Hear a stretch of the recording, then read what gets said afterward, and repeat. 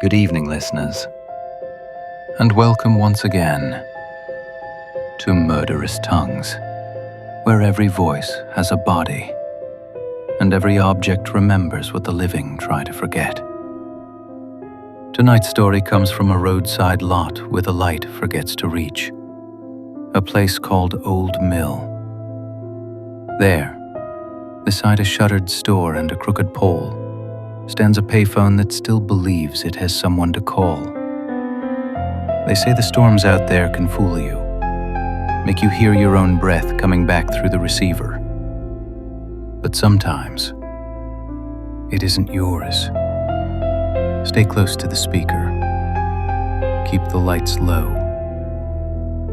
This is Murderous Tongues, Episode 5, Echoes of Old Mill. Nights like this begin as rumors.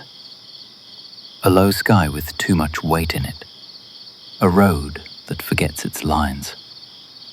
The sense that sound itself has climbed under someone's coat. People say, storm's coming, then go inside and practice being surprised later when it arrives. I don't go anywhere. I stay where I was bolted, where I was needed, then forgotten. Everyone who comes to me has a reason. Most reasons are small, and they leave small echoes. But the big ones, fear, confession, the kind of love that eats, those soak in, they stain.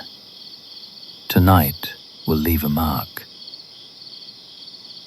He's already running when he reaches the lot, shoes slapping water, breath breaking in half. The general store is dark, its open sign ashamed of the lie it once told. Trailers crouch beyond the chain link, windows shut like eyes. Across the gravel waits a small glass house that never learned to blink. He hits the door with his shoulder and rattles it shut behind him. The booth groans. For a beat there is only breathing. Fast, ragged, greedy, fogging the glass until even the store's outline disappears. He's inside his own weather now. He stabs the keypad. 3 numbers, a click, and then a voice, steady as bridge steel. 911, what's your emergency? Please, he gasps. Send someone, please. Stay on the line. Where are you? Old Mill, he blurts. By the trailers, He swallows air that resists him. He's out there. As if the words were a switch, the storm begins. First, a hiss, rice on a roof. Then, a slap, rain striking tin with both hands. It drums me like a heartbeat too strong for its body. Lightning burns the lot into a photograph and vanishes. A van, a soda machine smiling to itself, a puddle shaped like a question. He presses his forehead to the glass, smearing his fog wider, sealing himself in. The world outside is absence, the world inside is breath, voice, and the small click of his thumbnail against my chipped paint as he fights to hold the receiver. You need to tell me what happened, she says. I didn't see his face, he stammers. He lunges forward, dragging the cord taut, as if calm could be pulled through wire. He followed me from the road, footsteps in the ditch. His breath becomes punctuation. Please, hurry. Are you injured? No, he lies. And even lies can be true, if you only mean now. He wipes a sleeve through the fog.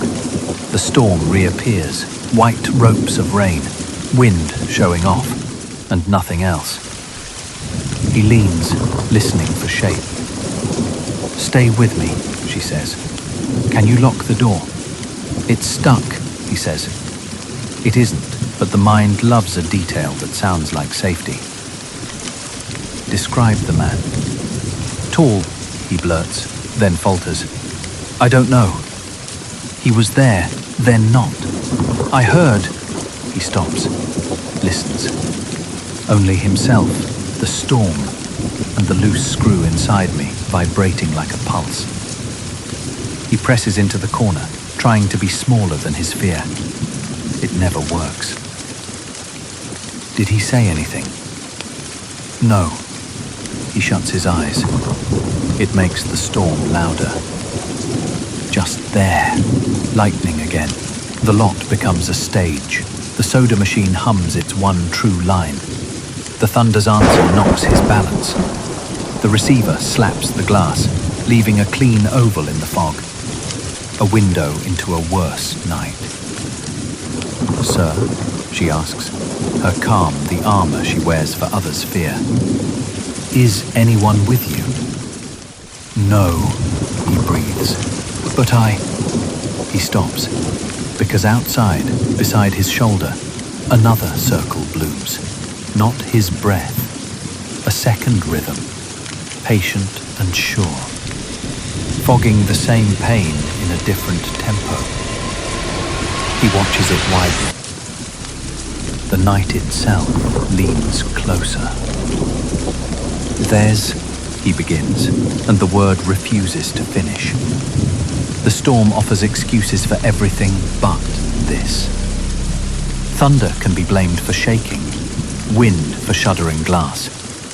But two breaths on one window, those belong to different bodies. Sir, she says, are you still there? I'm not alone, he whispers. The breath outside does not hurry. It knows the pattern of waiting. Can you describe? He doesn't hear the rest. A face forms where the fog thins, not in detail, only suggestion. People don't need much to fill in the rest. He supplies eyes, a mouth, a reason. He lifts the receiver closer to his lips, hiding behind sound. He's right here. Can you barricade? There's nowhere, he starts, and his own breath trips the sentence. Rain decides to fall harder. The roof hammers its agreement. Wind finds a new seam. A flyer tears halfway off a pole, slapping applause for no one. His knee shakes. I feel it through my base. The vibration climbs into me, the way panic travels through everything built to listen. I was made to connect. Now I am only a museum for unreturned words. He thinks I can save him. I am the thing that sounds like hope. It's not the first time I've been mistaken for that. Stay with me, she pleads. Lightning, closer. The fog on the outside thickens until it meets his own. For 1 second, the two shapes overlap and pretend to be one. He backs into the door. The door holds. I don't want to die, he says. He doesn't mean me. Help is 2 minutes out, she lies. Do not hang up. He wouldn't. The cord is a rosary. He grips it until plastic bites skin. The breath on the other side slides lower, fogging where his heart sits. I can hear him, he says. What do you hear? Breathing. Then something stumbles outside. The booth shivers, glass humming. The receiver jumps, banging the pane. The circles, inside and out, almost fit. A perfect intimacy of fear. He reaches for reason, finds only recognition. I am seen.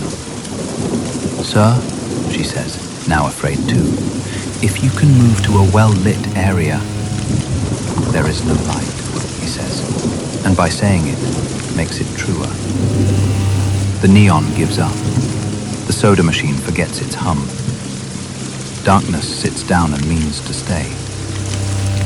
He does something small and brave, presses his palm to the glass beside the breath. A child's gesture. See? I'm here. The breath grows, fogging his fingers from the other side.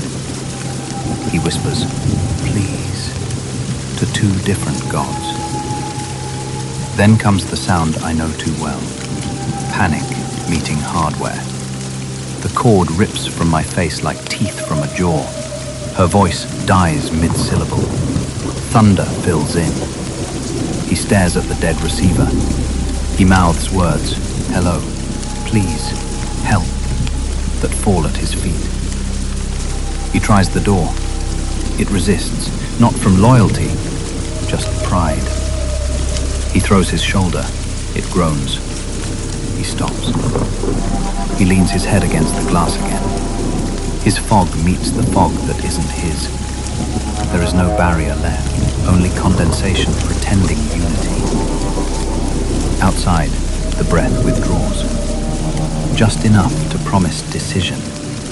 He still holds the receiver, presses his palm to the pane, measuring himself.